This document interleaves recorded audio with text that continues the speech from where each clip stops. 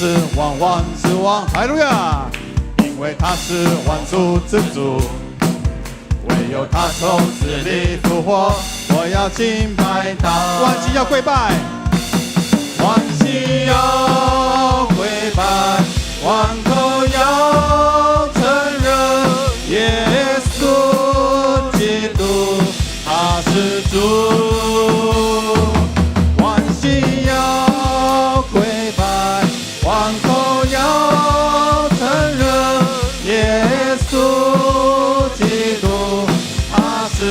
万心要跪拜，万心要跪拜，万口要承认耶稣基督他是主。万心要跪拜，万口要承认耶稣基督他是主。万心要跪拜。万心要跪拜，万口要承认耶稣你是主，基督你是主，哈利路亚！万心要跪拜，万口要承认你是主，再一次，万心要跪拜，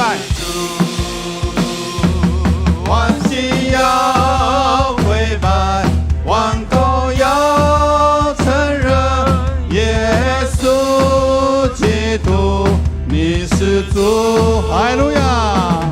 万心要跪拜，万口要承认耶稣基督你是主，耶稣你是主，耶稣基督你是主，再一次，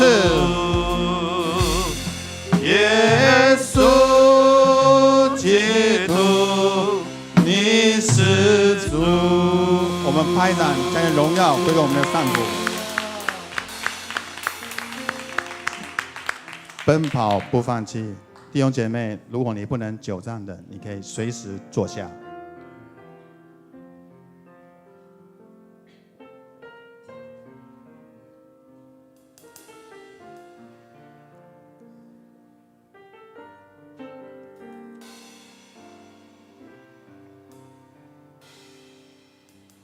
每个狂风暴雨里，你同在在哪里？每个难处低谷里，你恩典在哪里？每个伤心失望里，你爱我爱到底，在你爱的光中，我得着能力。狂风暴雨，用信心的宣告来唱。你同在在哪里？每个难处低谷里，你恩典在哪里？每个伤心失望里，你爱我爱到底，在你爱的光中，我得着能力。我爱你。我爱你，用尽我全心全意全力，荣耀高举你的名，我跟随不坏。我爱你，我爱你，用尽我全心全意全力，在这爱的路程里，我奔跑不放弃。从头来敬拜。每个狂风暴雨里，你同在在哪里？每个难处低谷里，你恩典在哪里？每个伤心失望里，你爱我爱到底，在你爱的光中，我得着能力。我爱你，我爱你，用尽我全心全意全力，荣耀高举你的名，我跟随不换。我爱你，我爱你，用尽我全心全意全力，在这爱的路程里，我奔跑不放。我爱你，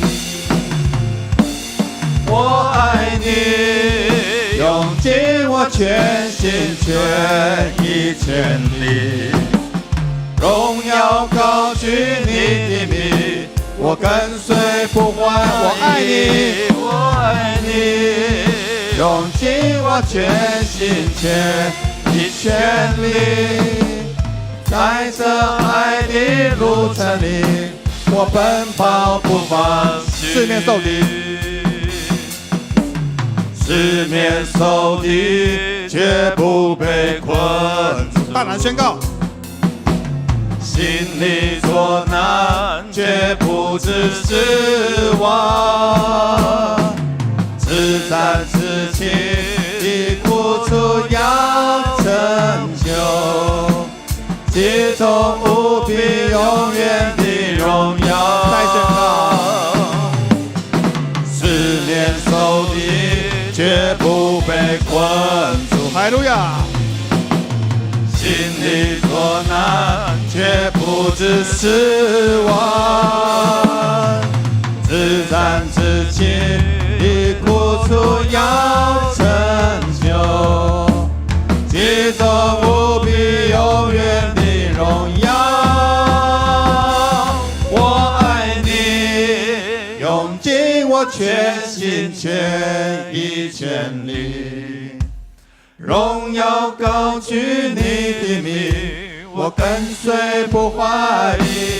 我爱你，用尽我全心全意全力，在这爱的路程里，我奔跑不完。再宣告，我爱你，我爱你，用尽我全心全意全力，荣耀高举你的名，我跟随不怀疑。我爱你，用尽我全心全意全力，在这爱的路程里，我奔跑不放弃。在这爱的路程里，我奔跑不放弃。感谢赞美主。耶和华靠近伤心的人，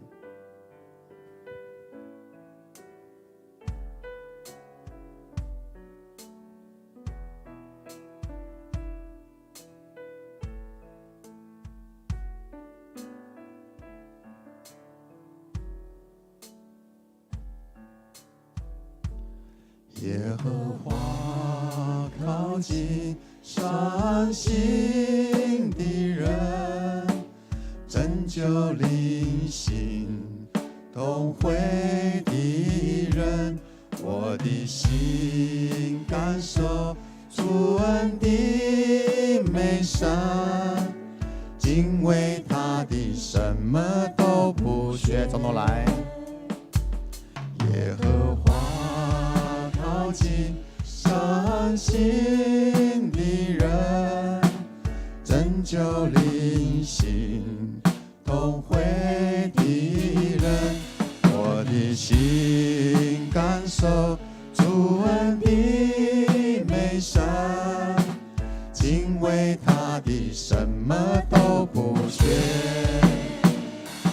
我要时时称颂耶和华，赞美他的话必常在我口中。我的心要因为耶和华夸耀，谦卑人听见就要大喜乐。从头来，再一遍。耶和华靠近伤心拯救灵性同会的人，我的心感受主恩的美善，敬畏他的什么都不缺。耶和华最的困苦人呼求，救我脱离一切患难，他必在四围安营搭救我，信靠他的什么都不缺。我要时时称颂耶和华，赞美他的话必常在我口中，我的心要因为耶和华夸耀，谦卑人听见就要大喜。我要时时称颂耶和华，赞美他的话必常在我口中，我的心要因为耶和华夸耀，谦卑人听见就要大喜乐。亲爱的主，我们要时时称颂你，因为在每个狂风暴雨里，你的同在就在那里。主，我们要称颂赞美你，因为在每一次我们掉进人生的低谷里，你的恩典就在那里。主，我们要称颂赞美你，因为每一次在我们伤心失望的时候，你爱我们爱到底。谢谢主，当我们每一次的敬拜透过这一切的歌词，知道你陪伴伤心的人，你扶持他们走过他们的绝望。可能我们站立的时候，我们在此时此刻，我们失去了亲人，我们心里面忧伤，我们软弱无力，我们对世局我们觉得彷徨，但是主，你依然与我们同在，你的安慰在这里，你的慈爱在这里，你的恩典在这里。你要对我们说，我的恩典够你用。谢谢主，让我们知道，无论何时何刻，哪一个时刻，因着你的同在，陪伴我们，牵着我们走过这一些的忧伤，走过我们人生的低谷。我们思念神你的恩典，思念你是那幸福的源头。谢谢主，悦纳我们的敬拜，赐下你的宝座，畅通我们呼求的管道，降下你的恩典，垂听我们的祷告，靠耶稣基督得胜的名 ，Amen。弟兄姐妹，请坐。我们当中不知道有没有第一次来与我们一同敬拜的弟兄姐妹哦？杨明宏弟兄有在我们当中吗？还是这个是上个礼拜的吧？好，好，如果没有，我们要来，有吗？没有了哈。好，我们来看今天周报的消息哦。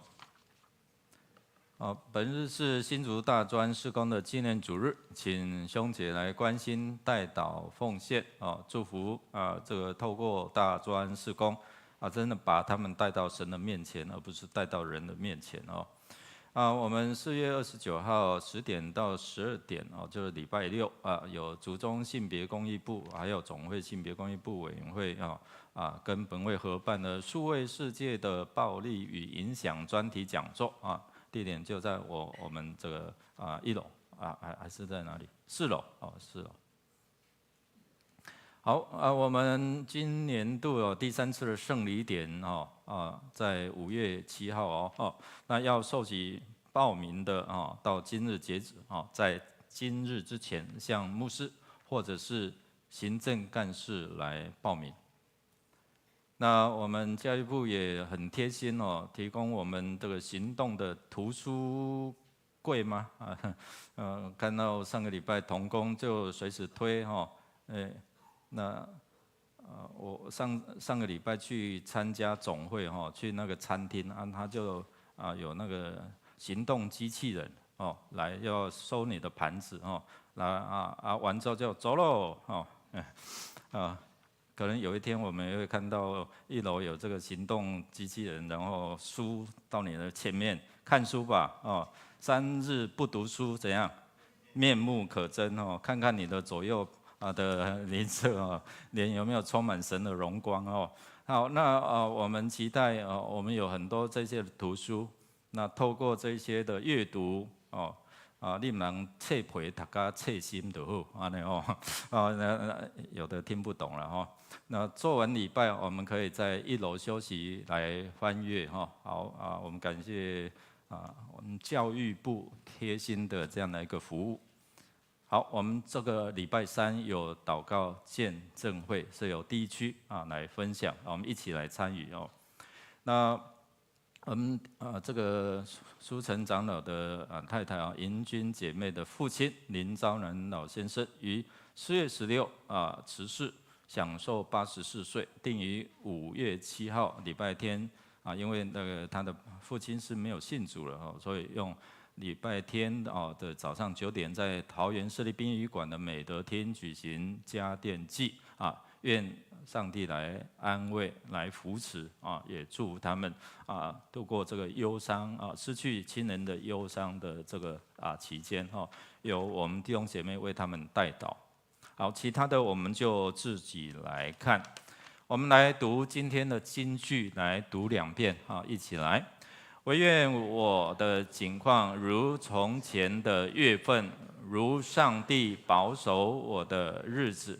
约伯记29章2节再一次。惟愿我的景况如从前的月份，如上帝保守我的日子。约伯记29章第2节。我们预备心来奉献，奉献是基督徒感恩的表现。弟兄姐妹是蒙福的管道，我们一起来经历上帝的恩典，用这首诗歌我们来回应上帝的恩典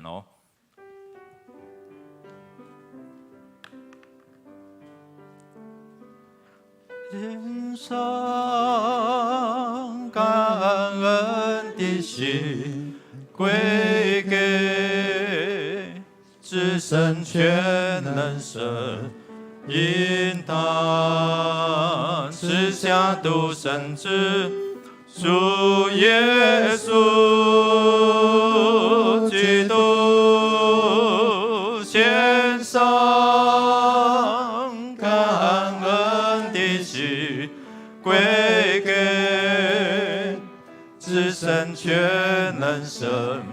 因他赐下独生子，主耶稣基督，一起站立。如今软弱这一的刚强，贫穷这一撑不住，都因为主已成就了大事。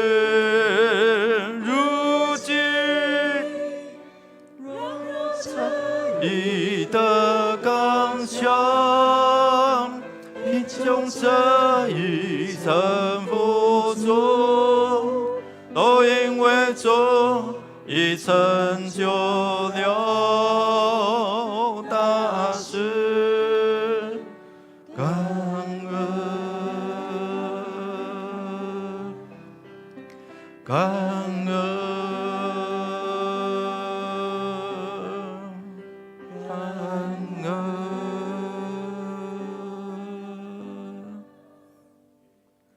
爱我们阿爸父，我们感谢赞美你，感谢你把孩子能够一早能够聚在这里，聆听你，透过牧师的口传讲你的道。也感谢你如此的看顾我们台湾这块土地，在这周降下许多雨水，让水库得以舒缓。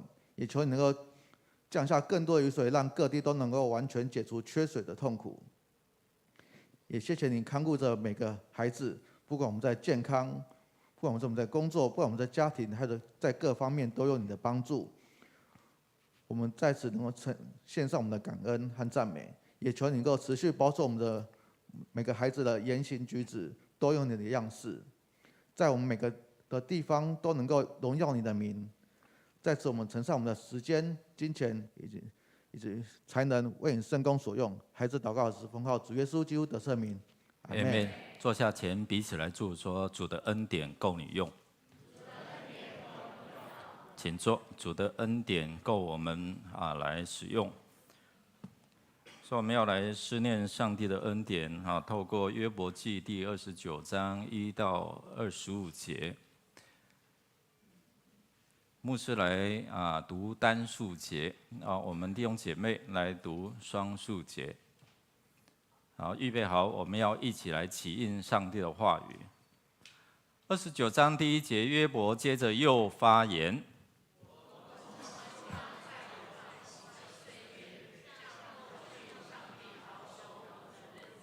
那时他的灯常照在我头上，他的亮光伴我走在幽暗中。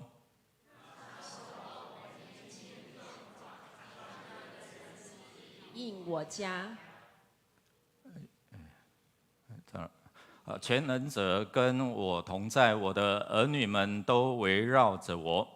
我所到之处有饮用不尽的奶，连岩石也涌流着橄榄油。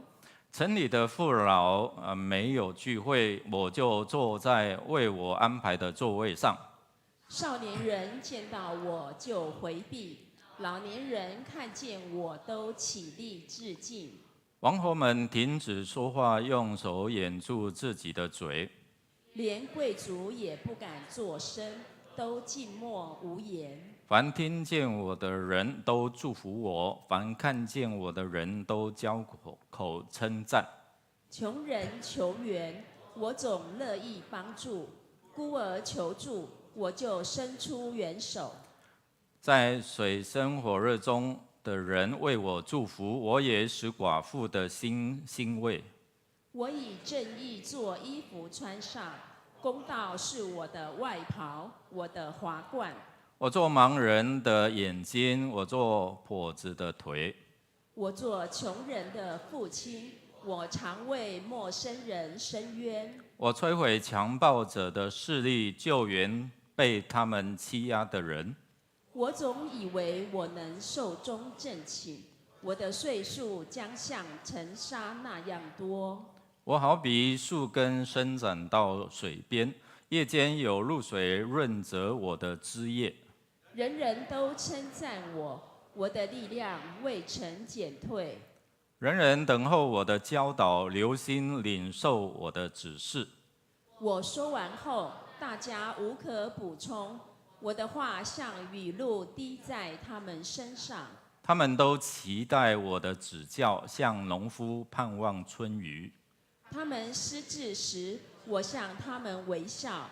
我和善的笑容鼓励了他们。一起来，我做他们的首领，决定应走的路。我带领他们，像君王率领军旅，在他们失望时安慰他们。我们一起来祷告。主，透过约伯思念神你的恩典，在过往的日子，你如何赐福保守，让他尊荣，让他在人的面前抬得起头。就在这个患难苦难当中，他思念神你的同在，盼望神你继续来引导护卫。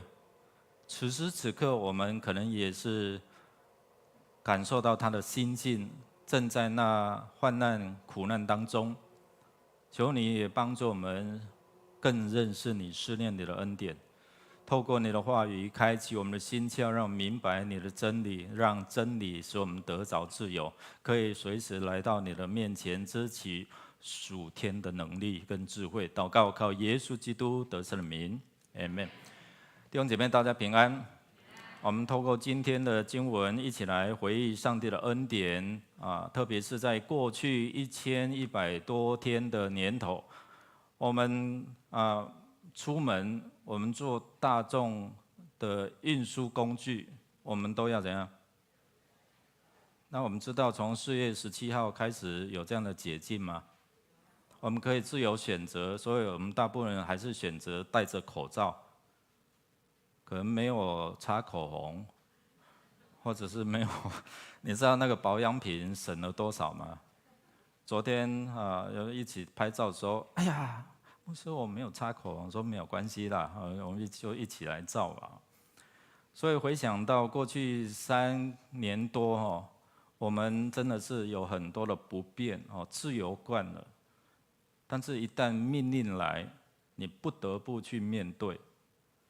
后来我们也带习惯了，但是对我们讲道人是不习惯的所以我选择就是脱口罩可以自由来分享，但是我们弟兄姐妹还是会惧怕，你知道吗？就是那看不见的病菌随时在我们周遭，所以我们都会很担心我们的未来。所以我们回顾过去在教会接到政府的命令从怎么样5个人以内甚至就是不能聚会的时候，到3级，你知道我们要随时改变我们的聚会的形态，我们要接受疫情所带来的这些的冲击，我们随时要调整我们的心态，很不容易。如果你没有准备好，很多教会就是没有办法。还好上帝的恩典使我们在疫情来的时候，我们直播系统都建立好，我们随时预备好反应，牧者团队马上开会，长老我们一起来经历过去那3年来很多的不便，很多的这一些的难处。弟兄姐妹，在过去可能我们也确诊过嘛，在场的可能有许多，包括我们3位牧者了全家都也经历在那种确诊的过程当中，彼此来扶持。我们透过关怀包来关心我们的弟兄姐妹我们随时来注意，透过小组的陪伴、小组的关怀，我们都经过那一段的困苦的日子但是前面的道路我们不晓得。但我们思念起来，你有没有回想说，当你在确诊的时候，当你在遇到这些困难的时候，有弟兄姐妹、有小组员来陪伴、来关心、来扶持他在被关紧闭的时候，就送吃的，对不对那个送喝的还有咖啡，还有下午茶，还有点心的所以感谢主，我们经过那一段的日子。但是我们面对未来，我们还是怎么样知道去面对苦难？虽然还没有完全的有这样的一个解决，那我们透过自己的谨慎小心，也帮助我们在信仰上能够透过一些的管道，透过迦南之声透过线上，我们一起不断的学习，来兼顾我们的信仰。回想神在我们生命当中的恩典，才能够抵挡上帝允许的这样的一个苦难的试验在我们当中。借着今天的经文，让我们思考，透过约伯他所面对的，他在心境上面，他在外在的财产能力失去，还有就是他面对了3个友人这样的陪伴，后面无情的这样的指责，用赏罚善恶的这样的一个观念套在他的身上，让他哑巴吃黄连，怎样有苦难言。所以他借着这样的一个对话，抒发他内在对神：你公义吗？还有你们讲的那么好。今天我们透过这段经文，他在思念过去上帝如何让他在社会上，在他的所经营上面的得着赐福。但是如果你一路有看过来，你知道在这些的朋友说，你也要有钱，可能你是抢人的，你是去讲歪啊。如果你去看前面的这些的经文，竟然他的好友这样污蔑他，所以他在这边透过他思念上帝的恩典，我不是偷，不是抢，不是去讲歪来，而是真的是上帝赐福在我当中。所以他思念神恩来兼顾他的信心，他相信上帝是公义的啦。所以在约伯记1章21节很至理名言，就是说赏赐收取的都是什么？在耶和华上帝。所以他相信，既然神收取，我顺服，但是相信神，你依然，如果我做的没有错，依然能够领受上帝你的恩典。透过这段的经文，我们一起来思考：这位神是信实公义的吗？他是赐福的源头嘛？就好像诗人在诗篇16篇说：“我的好处不在什么你的以外。”说是另外现代中文译本翻译说什么？你是我幸福的源头。这个就是透过诗人他们在苦境当中，他们体验。能够在逆境当中思想上帝的恩典，然后持续才能够跨出信心的脚步。今天我们要回想了，但是回想却不要被困住在这样的一个想法里面。我们思想说，上帝啊，你以前怎么样祝福我？今天好像我们透过约伯，他在思想上帝如何让我有这样的财产，还记得吗？他有几千只羊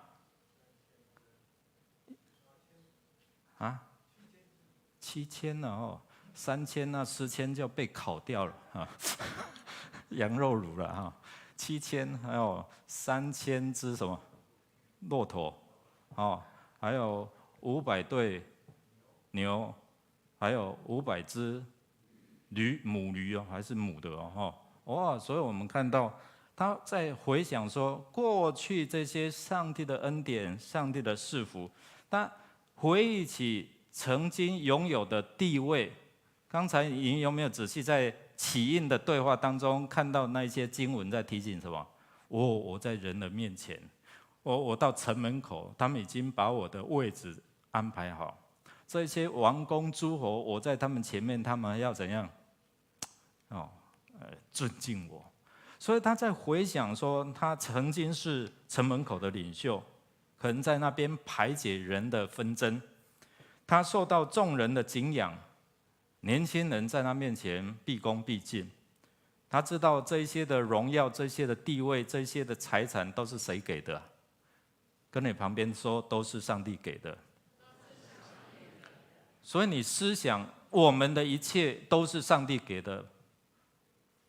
我们出生有谁带东西来？绝对没有嘛，说赤身肉体来。有谁一出生就穿着衣服？没有，连一件都没有。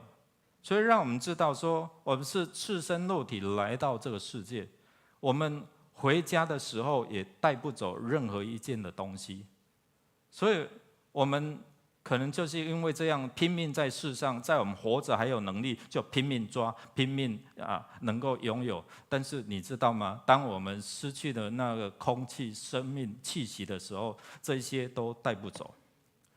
我们要回忆神的恩典，但是我们常常回忆神的恩典，但是现在呢？你为什么让我遇到这些的问题？为什么让我失去这些所拥有的？失去了父亲，失去了四伯、二伯，失去了你所拥有的。我们一直在想这些的失去的，但是约伯他在思念什么？神，你曾经给我的，你有的。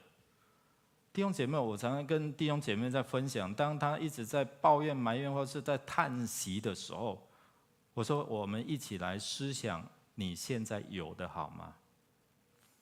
我们想法不要被困住，就好像刚才第二首诗歌我们不要被困住在那种困苦里面我们一起来读来。我们四面受敌，却不被困住；心里作难，却不致失望。这是保罗他在患难困苦的当中，他自我的提醒哦。他有在患难困苦吗？有。他在说明我自己所受的患难困苦比你们还多。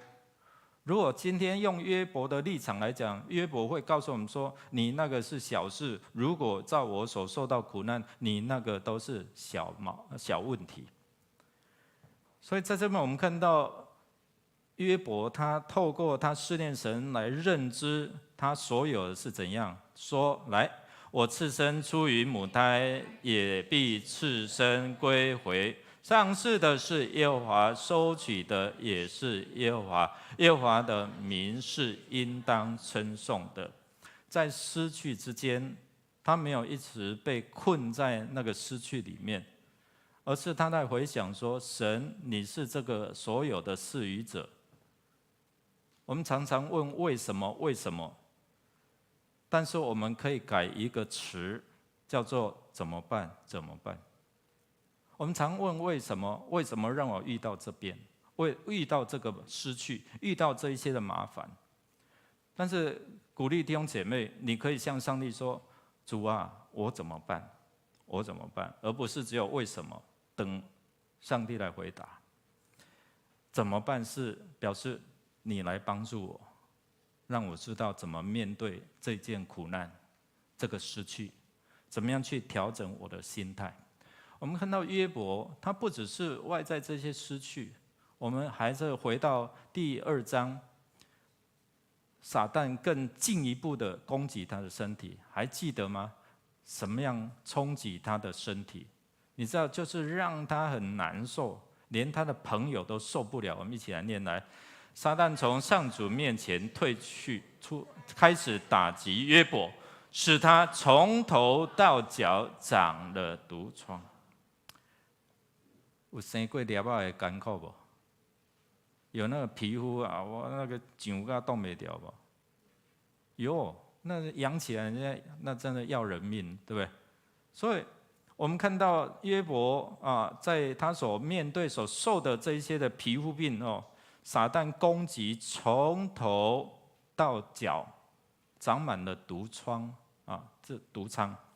那我们看到这个病痛哦，使他白天能够期待黑夜赶快来临，我赶快睡一觉，看能不能好一点，也让他怎样能够期待白天赶快来临，因为晚上就睡不着觉，就安尼痒变来变去，有没有那种经验？有，哦，那皮肤的病真的养起来很难受啊！哦，讲皮咧痒，皮咧痒，你就知影讲迄偌艰苦。所以在这边我们看到经文都期待啊，还有就是他在整个过程当中，他好像奴隶在期待那个阴凉，还像雇工在等待工资，那种期待日夜天明哦这样的一个来临。他的肉身真的受到很多的折磨。如果你身上有一些的慢性病，你就知道不容易哦。常常遇到弟兄姐妹说啊，牧师啊，这样呢，孤年生疼啊，拢看不好，是要安怎？我本身也有这样的一个痛苦，就是这个腰了哈。哦，我们站久了，我们那个职业病就来了哦。那又没有时间训练，时候核心肌群都吐不掉，所以长期就会受这样的病痛。那没有办法，就拿东西来垫啊，拿那个低周波啊、中周波啊，垫就舒服，哎呀就睡着了。这种早上起来呢，还是会痛。我们可以了解约伯他心里面的期待，那种毒疮、那种身体的这样的一个病痛。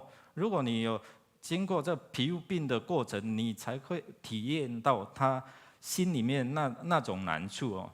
那这种病痛，连他的朋友都怎样哦，都看不下去，都怎样，都不忍受他所得到的痛苦哦。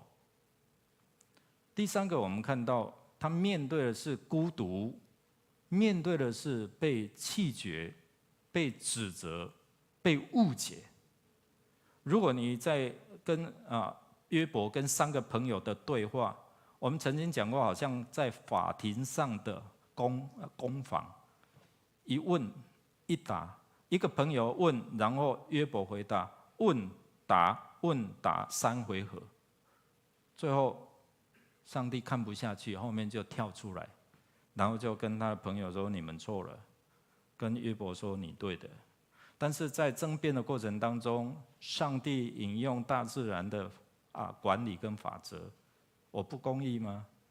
最后我们看到约伯点点，所以我们看到朋友没有办法理解，甚至在约伯记20章，他们怎么样对他说？刚才牧师先跟大家讲的，来一起来念来，因为他压迫穷人，他拒绝他们抢夺别人建造的房，他们竟然这样诬陷误解说约伯啊，你的财产那么多，就是因为你做不好就是因为你为着要兄弟还清欠款，你剥光了他的衣服，使他赤身露体；口渴的人，你不给他水喝；饥饿的人，你不给他饭吃。你利用你的势力和地位占有了所有的土地，还有吗？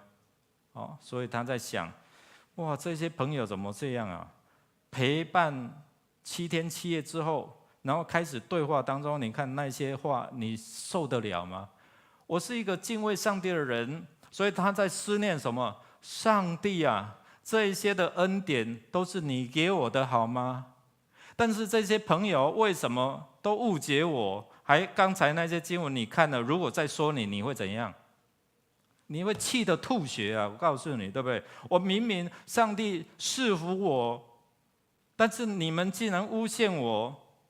他刚才我们在思念什么？约伯在思念什么？我如何在城门口？我如何让那一些寡妇得到安慰？我让那一些穷人能够怎样祝福他们、帮助他们？但是回到20章，你看到他的朋友怎么样诬陷他、误解他，说你的房子、你的财产都是怎样抢夺，或是占有，或是冤枉啊，歹人，对不对？所以弟兄姐妹，你有没有看到，当你被冤枉的时候，被误解的时候，上个礼拜5给这些德福社区的这些朋友去讨论这些题目，说你有没有被误解、委屈的时候，让他们谈啊，有啊，很多。为什么神跟人都离弃他、误解他？第二个，我们看到为什么这些3个朋友，他们用他们自己的想法，然后以因果报应论来定他的罪？就是因为你做那么多坏事，强占了人的财产，所以你才会碰到这些的事情啊。所以如果你有继续在看的时候，你就会看到这3个朋友，我们读者恨不得跳进去说你三个是在讲啥啊？不是吗？所以弟兄姐妹，我们看到3个朋友看到约伯的受苦，都异口同声说：“你就是有罪。”所以约伯借着追忆之前他所蒙受的恩典，神都是你给我的，不是照他们所说的，他们误解我，所以我恳求你帮助我，好吗？就好像我们被误解的时候，我们被众叛亲离的时候，我们心里面有这样的困惑：为什么离弃我？为什么误解我？然后这个3个朋友以为他们都是有正确的思想这样的一个观念，但是却是错误的误解了，或者是甚至就是论断、判定他是有罪的。所以才学者说，这个好像是一个法庭上的攻防。所以我们来看当你面对这些苦难的时候，我们来思想上帝过去在你所做的，怎么样来祝福你？你有没有思想过？到今天，所以我们看到约伯他思想什么？第一个就是他跟神之间的关系。我觉得我在准备这篇信息的时候，看到的很重要的就是这个关系啊。所以，当你与神有美好的关系，你随时跟他的连线是保持畅通的。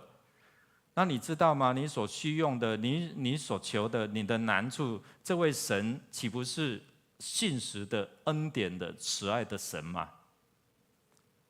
所以牧师要提醒大家，我们回到这样的福音里面，就是提醒我们说，这个关系要与神有保持亲密的关系。约伯他回想他过去最美好的事，就是想到他跟神之间亲密的关系，然后蒙上帝保守他什么？有美好的这个岁月。他人生遇到困难的时候，上帝的话就好像脚前的灯路上的光在引导他。然后呢，想到他的家庭呢，昔日想到他儿女成群，对不对？7个儿子3个女儿。上帝怎么保守看顾他们，让他建立家庭，然后如亲密的战友一样照顾保护，让他享受家庭的美好。第3个，他想到他的儿女成群，但是一下子被狂风被这些的天灾所夺去。他追忆神啊，你过去你会保守，所以他说全能者仍与我同在，我的儿女都环绕我。他思想神如何过去怎样保守他，是因为他跟上帝之间美好的关系。他也想到他蒙福的家道。刚才我们数算他的财产嘛，对不对？7000只羊，然后3000只骆驼500对牛，然后500只母驴。在当时候，难怪人人都敬仰他，对。所以弟兄姐妹，我们看到这个圣经告诉说，那时候牛羊成群，牛奶羊奶多到可以洗我的脚。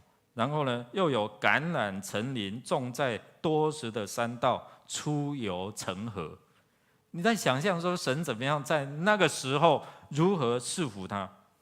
在神保守看顾赐福的日子，他如何想起他在众人面前很荣耀，但是他没有抢神的功劳。他说：“这东西你给我的，这都是神你给我的，我能够在人的面前德高望重，都是你给我的。”即使在困境，他还思想上上帝的恩典。美国作家约翰潘恩他在18年前，他罹患了这个鸡尾症就是所谓的渐冻人。那他在面对这样的困难的时候，我们知道这个身体会越来越僵硬，然后没有办法行动，造成他生活的一个痛苦。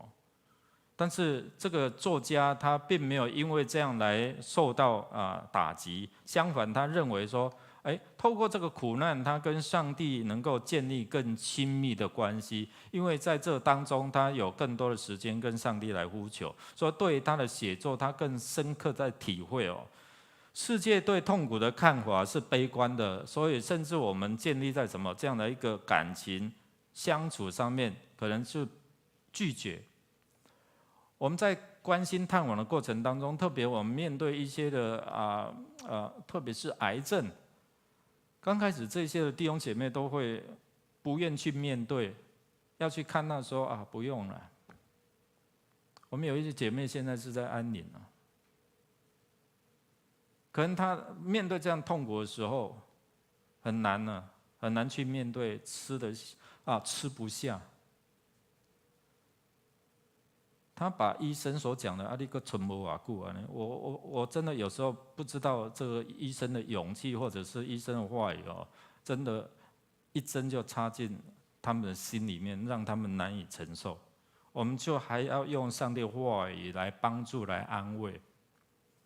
所以他对医生的话语耿耿于怀，就是那个不久的。他的生命不久，但是自从他受洗到现在，也至少经过了1-2年了。当时候医生说可能没有几个月。弟兄姐妹，我们看到这位约翰潘恩他借着苦难，他跟神之间有美好的关系。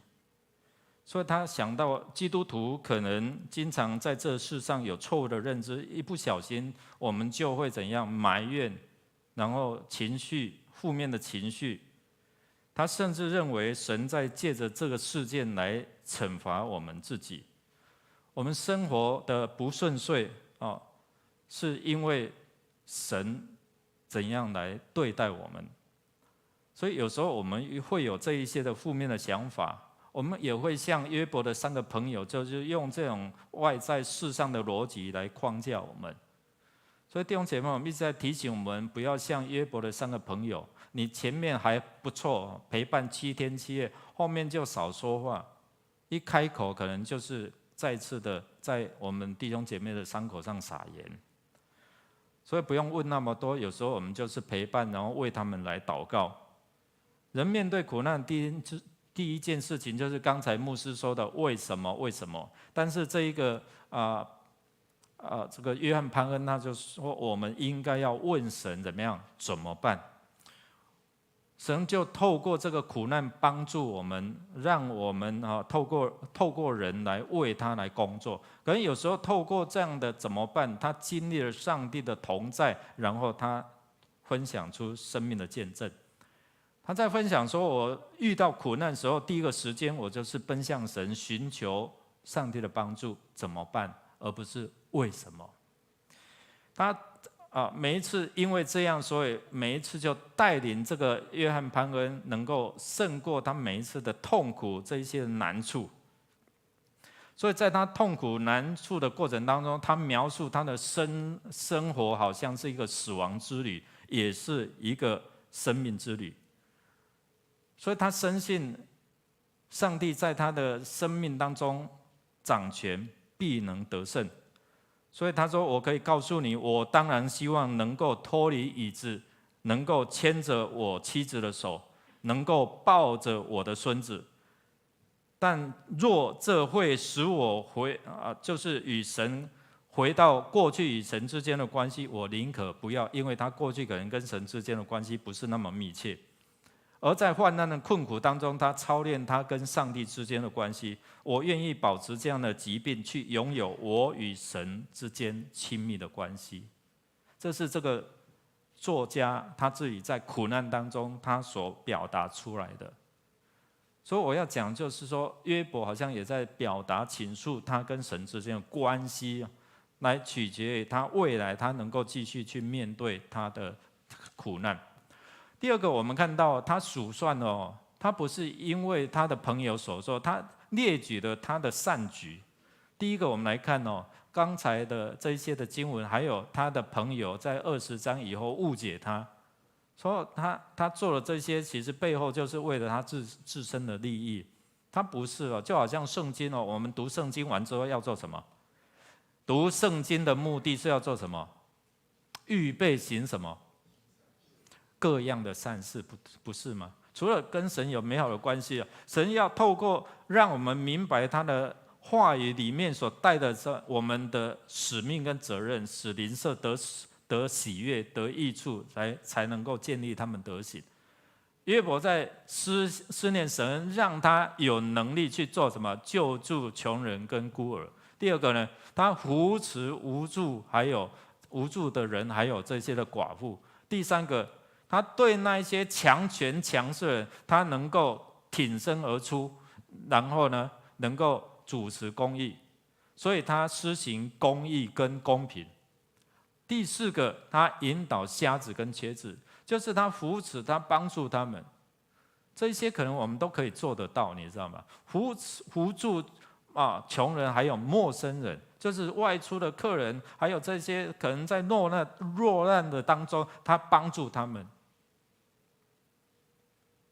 他除强扶弱行公义，所以这些就是他在思念神恩的过程当中，上帝让他有能力。今天上帝如果让你有能力在做行善，在做关怀弱势肢体的时候，你就尽力做吧。你可以做，你就尽力做吧。而且这是上帝给我们的这一个使命约伯他思念。这一些我能够做的，是因为上帝你在我身上所做的。所以圣经新约的话语说，施比受更为怎么样？有福。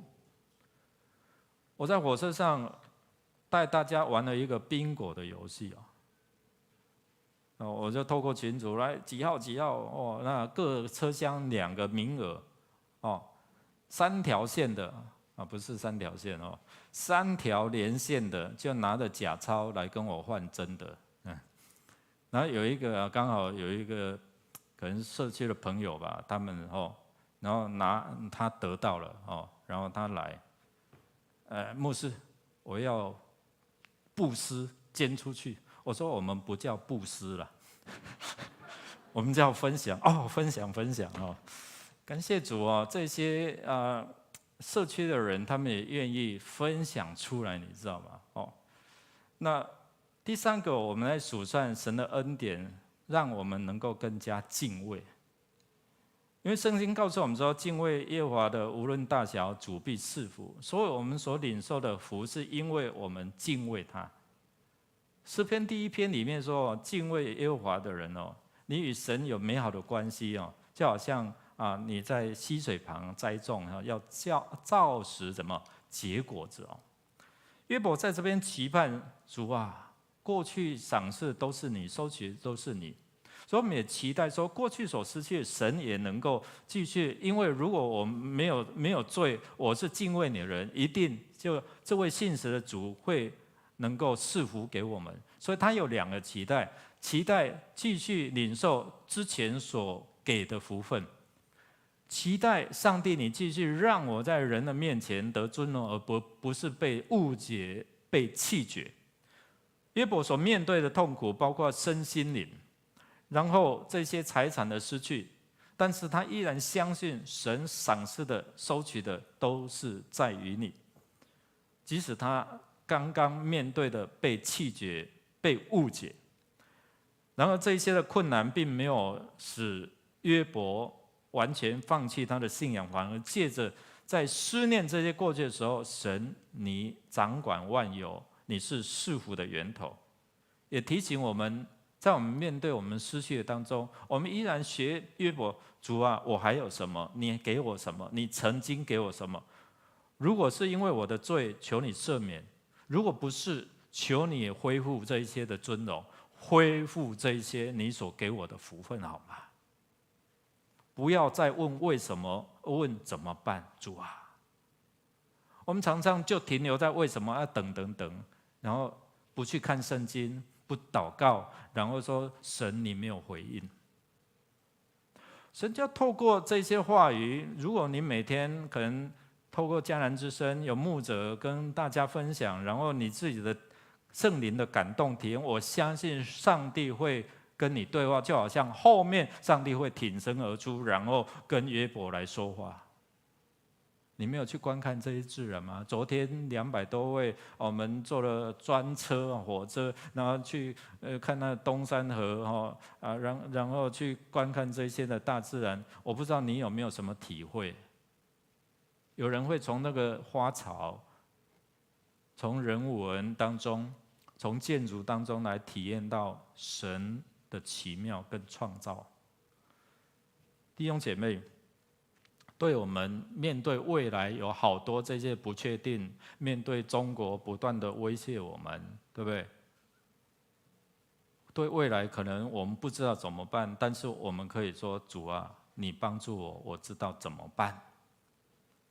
唯有坚固我们的信心，我们才能够面对这些困苦来临的时候，你才能够挺得住。所以我们一起来思想约伯透过他的思念神恩，我要数算神的恩典。你开始去数算过去神在你的生命当中有什么，而不是只看到失去什么。第2个，我愿在苦难当中，主让我继续的相信你，好吗？让我继续的信靠你，即使我面对苦难，就好像保罗说：“我知道秘诀，我知道处丰富、处卑贱的秘诀。”我知道怎么样面对我苦难的秘诀，就是我靠着那加给我力量的，我凡事都怎样来念一遍，来，我靠着那加给我力量的，我凡凡事事都都能。能我们一起站立，我们来用这首诗歌，知道这位神依然在看顾你，知道神依然在陪伴你哦，他不离弃你，人误解你，人遗弃你，但神与你同在哦。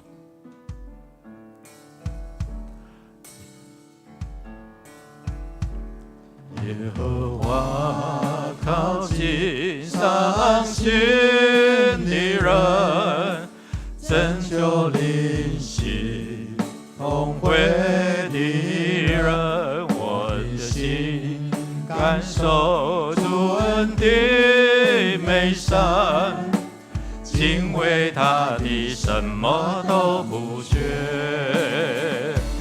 耶和华垂听困苦人呼求，救我脱离一切患难。他必在四围安营搭救我，信靠他的什么都不缺。一起来宣告，来，我要时时称颂耶和华，赞美他的话必常在我口中。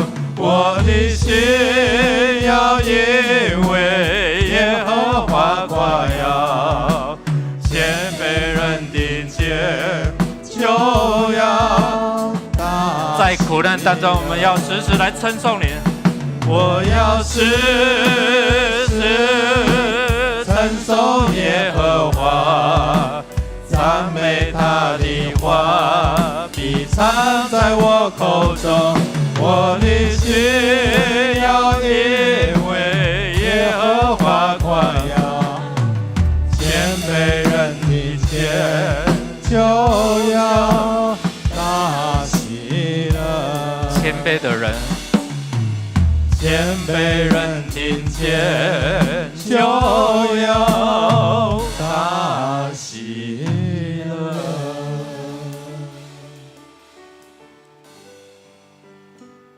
弟兄姐妹，我们面对苦难的时候，就是开始抱怨：上帝啊，你为什么让我遇到这些的病痛？上帝啊，你为什么让我投资失去、惨赔？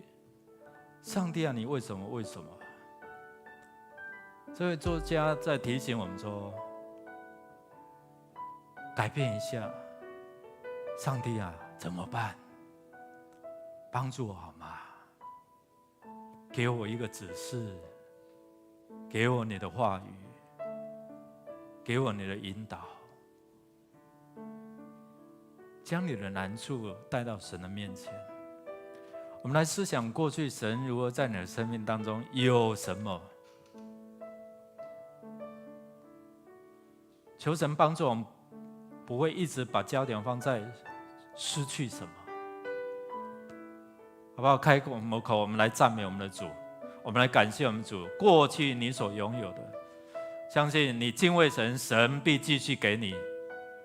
我们先开口同声来祷告，来，我们来赞美神。神，你是后世美物的神，谢谢主，谢谢主，你给我们过去有健康、有能力、有收入、有福分、有儿女。主啊，你给我们太多太多。虽然我们目前短暂的失去，但我们相信这一些都是你所掌权的。我们恳求你，给我们知道怎么办，怎么向你支取属天的能力供应。我们在这件伤心的事当中，我们知道神你来陪伴我们。谢谢主，谢谢主。主，我们要时时来称赞你，赞美你。我们要将你的话语藏在我们的口，让我们诉说神你的奇妙、你的作为、你的恩典。谢谢主，当我们这样赞美、这样赞美、这样赞美，我们献上我们的感恩，不断的感恩。我们知道神你按着你的信实公义要来赏赐给我们，你必在我们的难处当中来翻转，而不被困住。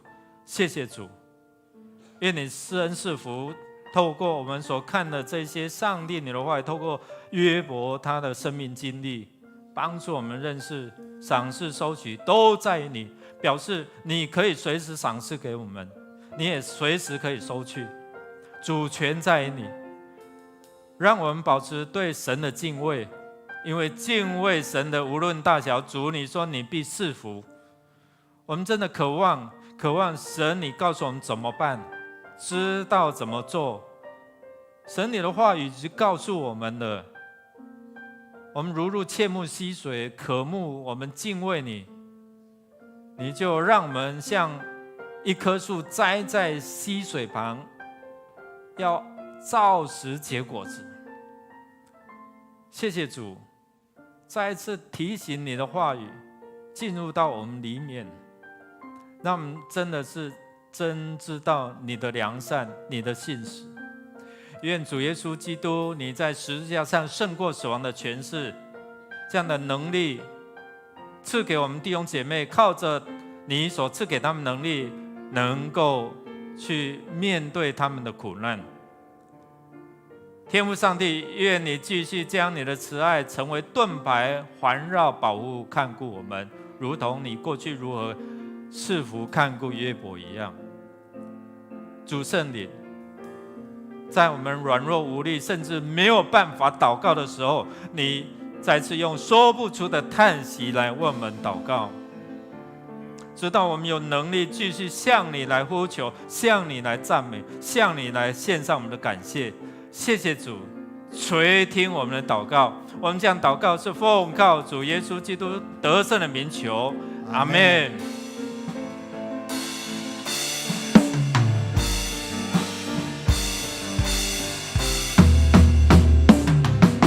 四面受敌却不被困住，心里作难却不致失望，至战至情对苦楚要成就，其中无比永远的荣耀。我爱你，用尽我全心全力，荣耀高举你的名，我跟随不怀疑。我爱你，用尽我全心全力，在这爱的路程里，我奔跑不放。我爱你，我用尽我全力，爱你，用尽我全心全意全力。在这爱的路程里，我奔跑不放弃。爱你，用尽我全心全意全力。在这爱的路程里，我奔跑不放弃。拍手将荣耀归我们的主。我们彼此来祝福说，神的恩典够你用。我们请坐。